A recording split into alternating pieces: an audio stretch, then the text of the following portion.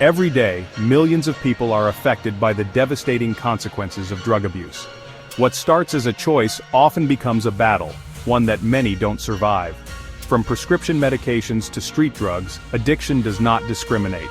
It crosses all boundaries, age, race, and background. And can anyone tell me what drug abuse is?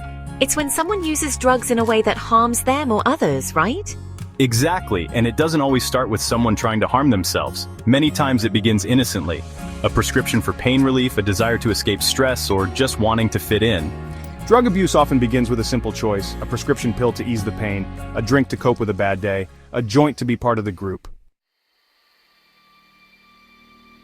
But addiction doesn't wait for an invitation. It creeps in quietly, taking hold of your mind and body. It's not about the drug, it's about the control it gains over you. At first, the high feels like a temporary escape. But slowly, the need to feel that rush becomes more urgent, more desperate. The body builds tolerance, requiring higher doses, more frequent use. Escaping becomes harder, and eventually you find yourself trapped. What once provided relief now only brings deeper pain. Drugs don't just destroy the mind, they devastate the body as well. Over time, substance abuse can cause irreversible damage to the liver, heart, and brain. It can affect every system in the body, from your respiratory functions to your immune system. Drugs target the brain's reward system, flooding it with dopamine, the chemical responsible for pleasure. But over time, the brain becomes reliant on that external stimulation, unable to function normally without the substance. The result is a downward spiral of mental and physical health issues. Anxiety, depression, and psychosis are common, and for some, overdose is the only end. Shush. Addiction doesn't just affect the individual, it tears families apart, isolates friends, and damages relationships. The person you were becomes a stranger to the people who love you. Parent, off-screen, voice trembling.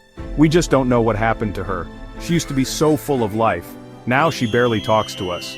Even friends may find themselves unsure how to help, torn between supporting and enabling. The guilt, confusion, and frustration are overwhelming for everyone involved. But there is hope.